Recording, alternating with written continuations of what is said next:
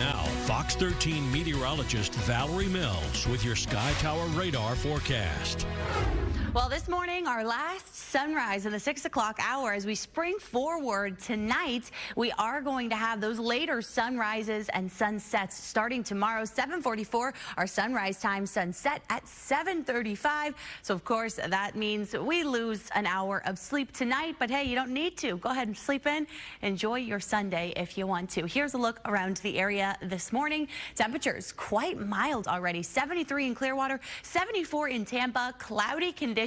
And we have watched those winds out of the south start to pick up. We have about 10 to 12 mile per hour steady winds. Some gusts along the coast already up to the 25, even 28 mile per hour range. So through the day today, we'll keep these clouds around, but I think into the afternoon hours, some sun breaks will be possible. We'll see some blue sky at times, but not a whole lot of direct sun in store today. That's not going to limit our warm up, though. The breezy conditions will continue to pick up into the afternoon, evening hours, as a lot of spots reaching into the 80s today. So big weekend in St. Pete if you are heading to the Grand Prix today. Overall, not bad conditions by any means. By 10 o'clock, we're already at 75. Notice those south winds about 13 miles per hour. So you'll notice the breezes out there pretty much all afternoon, but temperatures are going to be comfortably warm. By the 2 o'clock hour, we're just shy of 80 degrees. I think Tampa has a chance to warm to 80 today. Otherwise, we'll get pretty close, forecasting a high of about 78 to 79 there. And the humidity going to stay quite high today as we have a warm front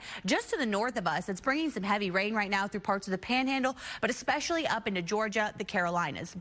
This is the cold front that's going to move through later on tonight. So it's going to keep us breezy the next several hours. Then we'll turn cooler tomorrow as it moves through. And the timing of this really convenient as most of the rain happens overnight tonight. So by around 9 o'clock, start to see that ahead of the front in the Nature Coast. And then as for the Bay Area, by around midnight to around 6 o'clock tomorrow morning, that's when our best rain chances will be. It really doesn't look like any heavy rain comes down with it at all. So we won't really wake up to impressive rain accumulations. Not a whole lot of rain on the ground tomorrow.